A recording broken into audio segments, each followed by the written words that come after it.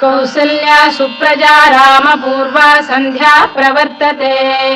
उत्तिष्ठ नरशार्दूल कर्तव्यं दैवमाह्निकम् कौसल्या सुप्रजा रामपूर्वा सन्ध्या प्रवर्तते उत्तिष्ठ नरशार्दूल कर्तव्यं दैवमाह्निकम् उत्तिष्ठोत्तिष्ठ गोविन्द उत्तिष्ठ गरुडध्वज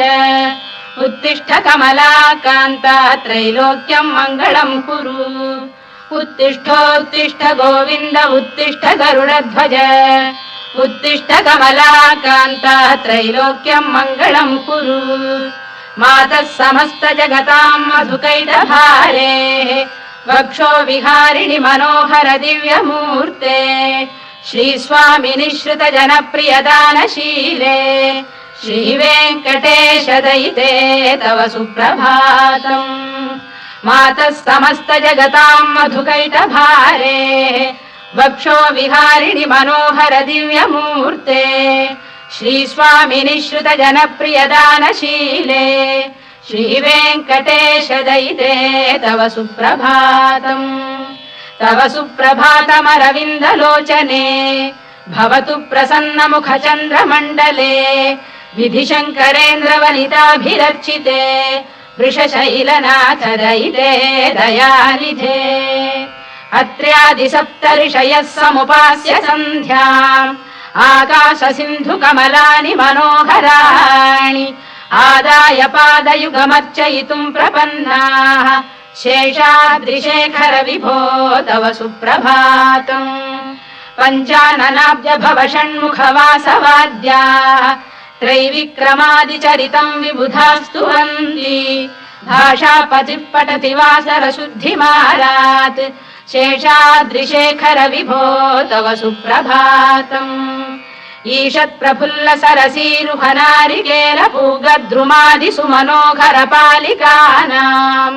आवाति मन्दमनिलः सह दिव्यगन्धैः शेषाद्रिशेखर विभो तव सुप्रभातम् उन्मील्य नेत्रयुगमुत्तम पञ्जरस्थाः पात्रावशिष्ट कदलीफलपायसानि भुक्त्वा सलीलमथकेलिशुकाः पठन्ति शेषाद्रिशेखर विभो तव सुप्रभातम् तन्त्री प्रकर्ष मधुरस्वनया विपञ्च गायत्यनन्दचरितम् तव नारदोऽपि भाषा समग्रमसत्करचाररम्यम् शेषाद्रिशेखर विभो तव सुप्रभातम् भृङ्गावळी च मकरन्दरसानुविद्ध जङ्गारगीत निनदैः सह सेवनाय वीर्यात्युपान्त सरसी कमलोदरेभ्यः शेषाद्रिशेखर विभो तव सुप्रभातम् योषा गणेन वरदध्नि विमथ्यमाने घोषालयेषु दधिमन्थन तीव्र घोषाः रोषात् कलिम् विदधते ककुभश्च कुम्भाः शेषाद्रिशेखर विभो तव सुप्रभातम् पद्मेश मित्र शतपत्र गतालिवर्गाः हर्तुम् श्रियम् कुवलयस्य निजाङ्गलक्ष्म्या भेरी निनादमिव बिभ्रति तीव्रनादम् शेषाद्रिशेखर विभो तव सुप्रभातम् श्रीमन्नभीष्टवरदाखिल लोकबन्धो श्री श्रीनिवास जगदेक दयैक सिन्धो श्रीदेवतागृह भुजान्तल दिव्यमूर्ते श्रीवेङ्कटाचलपते तव सुप्रभातम् श्रीमन्नभीष्टवरदाखिल लोकबन्धो श्री श्रीनिवास जगदेक दयैक सिन्धो श्रीदेवतागृह भुजान्तर दिव्यमूर्ते श्रीवेङ्कटाचलपते तव सुप्रभातम् श्रीस्वामि पुष्करिणिकाप्लव निर्मलाङ्गाः श्रेयोर्थिनो हर विरिञ्च सनन्दनाद्याः द्वारे वसन्ति वरवेत्र हतोत्तमाङ्गाः श्रीवेङ्कटाचलपते तव सुप्रभातम् श्रीशेषशैल गरुडाचल वेङ्कटाद्रिनारायणाद्रिवृषभाद्रिविषाद्रिमुख्याम् आख्याम् त्वदीय वसतेरनिशं वदन्ति श्रीवेङ्कटाचलपते तव सुप्रभातम् सेवा परा शिव सुरेश कृशानुधर्म रक्षोऽम्बुनाथ पवमान धनाधिनाथाः बद्धाञ्जलि प्रविलसन् निज शीर्षदेशाः श्रीवेङ्कटाचलपते तव सुप्रभातम् घाटीषु देवि खगराज मृगाधिराज नागाधिराज गजराज हयाधिराजाः स्वस्वाधिकार महिमाधिकमर्थयन्ते श्रीवेङ्कटाचलपते तव सुप्रभातम् सूर्येन्दु भौम बुधवाक्परिकाव्य सौरि स्वर्भानुकेतु दिविषत्परिषत्प्रधानाः त्वद्दासदास चरमावधिदासदासाः श्रीवेङ्कटाचलपते तव सुप्रभातम् त्वत्पादधूलिभरितस्फुरितोत्तमाङ्गाः स्वर्गापवर्गनिरपेक्ष निजान्तरङ्गाः कल्पागमाकलनयाकुलताम् लभन्ते श्रीवेङ्कटाचलपते तव सुप्रभातम् त्वद्गोपुराग्रशिखराणि निरीक्षमाणाः स्वर्गापवर्गपदवीम् परमाम् श्रयन्तः मर्त्या मनुष्य भुवने मतिमाश्रयन्ते श्रीवेङ्कटाचलपते तव सुप्रभातम् श्रीभूमिनायक दयादि गुणामृताब्धे देवादिदेव जगदेक शरण्यमूर्ते श्रीमन्ननन्त गरुडाधिभिरर्चिताङ्घ्रे श्रीवेङ्कटाचलपते तव सुप्रभातम् श्रीपद्मनाभ पुरुषोत्तम वासुदेव वैकुण्ठ माधव जनार्दन चक्रपाणे श्रीवत्स चिह्न शरणागत पारिजात श्रीवेङ्कटाचलपते तव सुप्रभातम् कन्दर्पदर्पहर सुन्दर दिव्यमूर्ते कान्ताकुजाम्बुरुह कुड्मललोल दृष्टे कल्याण निर्मल गुणाकर दिव्य कीर्ते श्रीवेङ्कटाचलपते तव सुप्रभातम् मीनाकृते कमठकोल नृसिंहवर्णिन् स्वामिन् परश्वत तपोधन रामचन्द्र शेषांश रामय दुनन्दन कल्किरूप श्रीवेङ्कटाचलपते तव सुप्रभातम् लीलालवङ्ग घनसार सुगन्धि तीर्थम् दिव्यम् वियस्सरिति हेम घटेषु पूर्णम् धृत्वाद्य वैदिक शिखामणयः प्रहृष्टाः तिष्ठन्ति वेङ्कटपते तव सुप्रभातम् भास्वानुदेति विगचानि सरोरुहाणि सम्पूरयन्ति निनदैः कगुभो विहङ्गाः श्रीवैष्णवाः सततमर्थितमङ्गलास्ते धामाश्रयन्ति तव वेङ्कट सुप्रभातम् ब्रह्मादयः सुरवराः समहर्षयस्ते सन्तः सनन्दन मुखास्तव योगिवर्याः धामान्तिके तव हि मङ्गलवस्तु हस्ताः श्रीवेङ्कटाचलपते तव सुप्रभातम् लक्ष्मी निवास निरवद्य गुणैक सिन्धो संसार सागर समुत्तरणैक सेतो वेदान्त वेद्य निज वैभव भक्त भोग्य श्रीवेङ्कटाचलपते तव सुप्रभातम् लक्ष्मी निवास निरवद्य गुणैक सिन्धो संसार सागर समुत्तरणैक सेतो वेदान्त वेद्य निज वैभव भक्त भोग्य श्रीवेङ्कटाचलपते तव सुप्रभातम् इत्थम् वृषाचलपतेरिह सुप्रभातम् ये मानवाः प्रतिदिनम् पठितुम् प्रवृत्ताः तेषाम् प्रभात समये स्मृतिरङ्गभाजाम् प्रज्ञाम् परार्थ सुलभाम् परमाम् प्रसूते इत्थम् वृषाचलपतेरिह सुप्रभातम् ये मानवाः प्रतिदिनम् पठितुम् प्रवृत्ताः तेषाम् प्रभात समये स्मृतिरङ्गभाजाम् प्रज्ञाम् परार्थ सुलभाम् परमाम् प्रसूते कमलाकुच चूचुक कुङ्कुमतो नियतारुणितातुलनीलतनो कमलायतलोचन लोकपते विजयी भव वेङ्कटशैलपते कमलाकुच चूचुक कुङ्कुमतो नियतारुणितातुलनीलतनो कमलायतलोचन लोकपते विजयी भव वेङ्कटशैलपते सचतुर्मुख षण्मुख पञ्चमुख प्रमुखाखिल दैवत मौलिमणे शरणागतवत्सलसारनिधे परिपालय मां वृषशैलपते अतिवेलतया तव दुर्विषहैरनुवेलकृतैरपराधशतैः भरितं त्वरितं वृषशैलपते परया कृपया परिपाहि हरे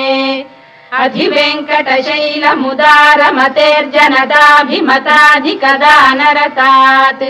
परदेवतया गदितान्निगमै कमलादयितान्न परं कलये कलवेणुरवावशगोपवधूशरकोटिवृतास्मरकोटिसमात् रतिवल्लविकाभिमतात् सुखदात् वसुदेवसुतान्न परं कलये अभिराम गुणाकरदाशरथे जगदेकधनुर्धर धीरमते रघुनायक राम रमेश विभो वरदो भवदेव दया जलधे अवनीतनया कमनीयकरं रजनीकर चारुमुखाम्बुरुहम् रजनीचर राजतमो मिहिरं महनीयमहं रघुराममये सुमुखं सुहृदं सुलभं सुखदं स्वनुजं च सुखायममोघशरम् अपहाय रघुद्वहमन्यमहं न कथञ्चन कञ्चन जातु भजे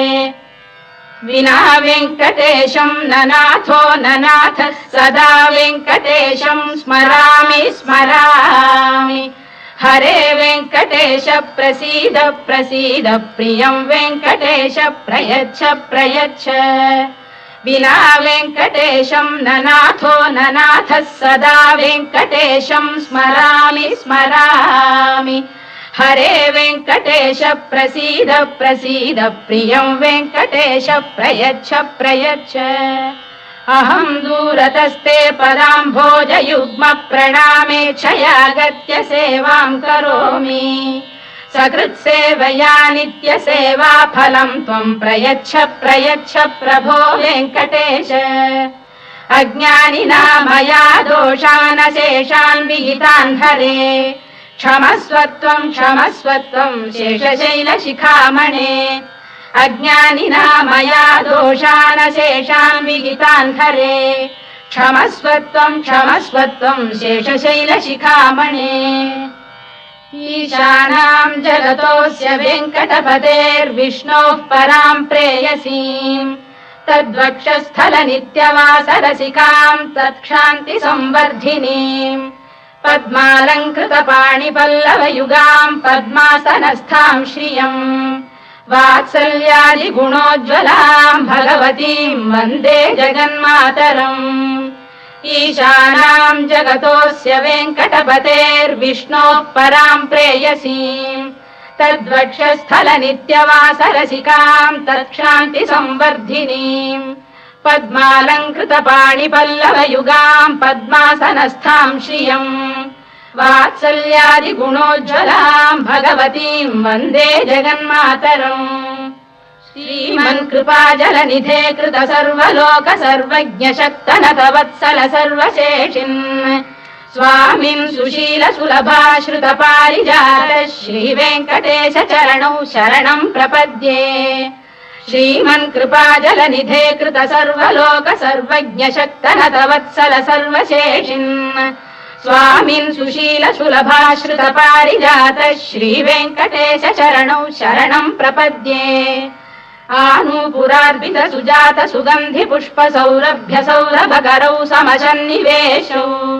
सौम्यौ सदानुभवनेऽपि नवानुभाव्यौ श्रीवेङ्कटेश चरणौ शरणं प्रपद्ये सद्यो विकासि समुदित्वर सान्द्र राग सौरभ्य निर्भर सरोरुह साम्यवार्ताम् सम्यक्षु साहस पदेषु विलेखयन्तौ श्रीवेङ्कटेश चरणौ शरणं प्रपद्ये रेखामयध्वज सुधा कलशातपद्रवज्राङ्कुशाम्बुरुह कल्पक शङ्ख चक्रैः भव्यैरलङ्कृत तलौ परतत्त्वचिह्नैः श्रीवेङ्कटेश चरणौ शरणं प्रपद्ये ताम्रोदरद्युतिपराजित पद्मरागौ बाह्यैर्महोभिरभिभूत महेन्द्रनीलौ उद्यन्नखांशुभिरुदस्त शशाङ्कभासौ श्रीवेङ्कटेश चरणौ शरणं प्रपद्ये सप्रेम भीति कमलाकर पल्लवाभ्याम् संवाहनेऽपि सपदिक्लममादधानौ कान्थाववाङ्मनस गोचरसौ कुमार्यौ श्रीवेङ्कटेश चरणौ शरणं प्रपद्ये लक्ष्मी महीतदनुरूप निजानुभाव नीलादि दिव्य महिषीकर पल्लवानाम् आरुण्य संक्रमणतः किल सान्द्र रागौ श्रीवेङ्कटेश चरणौ शरणं प्रपद्ये निद्यानमद्भि शिवादि किरीटकोटि प्रत्युक्त दीप्त नवरत्न महप्ररोहैः नीराजना विधिमुदारमुपादधानौ श्रीवेङ्कटेश चरणौ शरणं प्रपद्ये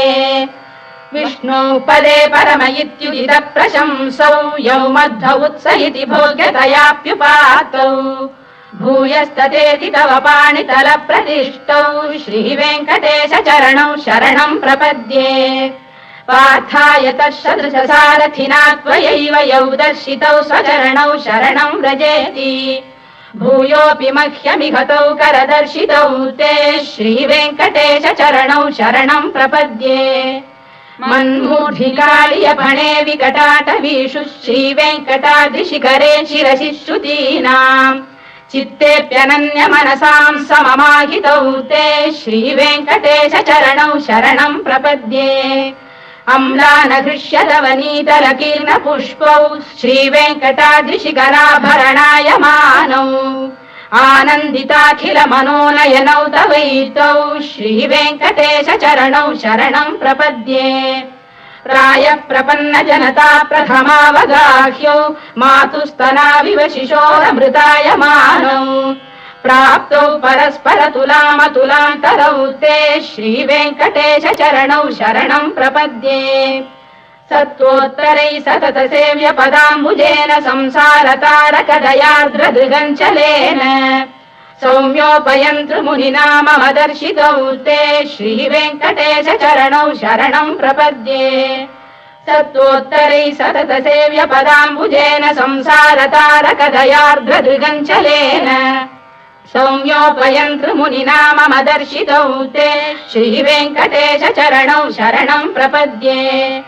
श्रीशश्रिया घटिकया त्वदुपाय भावे प्राप्ये त्वयि स्वयमुपेय दया स्फुरन्त्या नित्याश्रिताय निरवद्य गुणाय तुभ्यं श्यां किङ्करो वृषगिरीश न जातु मह्यम् श्रीशश्रिया घटिकया त्वदुपाय भावे प्राप्ये त्वयि स्वयमुपेय दया स्फुरन्त्या नित्याश्रिताय निरवद्य गुणाय तुभ्यम् श्यां किङ्करो वृषगिरीश न जातु मह्यम् श्रियकान्ताय कल्याणनिधये निधयेऽर्थिनाम् श्रीवेङ्कटनिवासाय श्रीनिवासाय मङ्गलम् श्रियकान्ताय कल्याणनिधये निधयेऽर्थिनाम् श्रीवेङ्कटनिवासाय श्रीनिवासाय मङ्गलम् लक्ष्मी सविभ्रमालोक सुभ्रू विभ्रम चक्षुषे चक्षुषे सर्वलोकानां वेङ्कटेशाय मङ्गलम् श्रीवेङ्कटाद्रिशृङ्गाग्रमङ्गलाभरणाङ्ग्रये मङ्गलानां निवासाय श्रीनिवासाय मङ्गलम् सर्वावयव सौन्दर्य सम्पदा सर्वचेतसां सदा सम्मोहनायास्तु वेङ्कटेशाय मङ्गलम् नित्याय निरवध्याय सत्यानन्द चिदात्मने सर्वान्तरात्मने श्रीमद्वेङ्कटेशाय मङ्गलम् स्वतः सर्वविदे सर्वशक्तये सर्वशेषिणे सुलभाय सुशीलाय वेङ्कटेशाय मङ्गलम् परस्मै ब्रह्मणे पूर्णकामाय परमात्मने प्रयुञ्जे परतत्त्वाय वेङ्कटेशाय मङ्गलम् आकालतत्त्वमश्रान्तमात्मनामनुपश्यताम् अतृप्त्यमृतरूपाय वेङ्कटेशाय मङ्गलम् प्रायः स्वचरणौ पुंसां शरण्यत्वेन पाणिना कृपया दिशते श्रीमद्वेङ्कटेशाय मङ्गलम् दयामृततरङ्गिण्यास्तरङ्गैरिव शीतलैः अभाङ्गैः सिञ्चते विश्वं वेङ्कटेशाय मङ्गलम् श्रद्भूषाम्बरहेतीनां सुषमावकमूर्तये सर्वार्तिशमनायास्तु वेङ्कटेशाय मङ्गलम् श्रीवैकुण्ठविरक्ताय स्वामी पुष्करिणीतटे रमया रममाणाय वेङ्कटेशाय मङ्गलम् श्रीवैकुण्ठविरक्ताय स्वामी पुष्करिणीतटे रमया रममाणाय वेङ्कटेशाय मङ्गलम् श्रीमत्सुन्दरजामातृमुनिमानसवासिने सर्वलोकनिवासाय श्रीनिवासाय मङ्गलम् मङ्गलाशासनपरैर्मदाचार्य पुरोगमैः सर्वैश्च पूर्वैराचार्यैः सत्कृतायास्तु मङ्गलम्।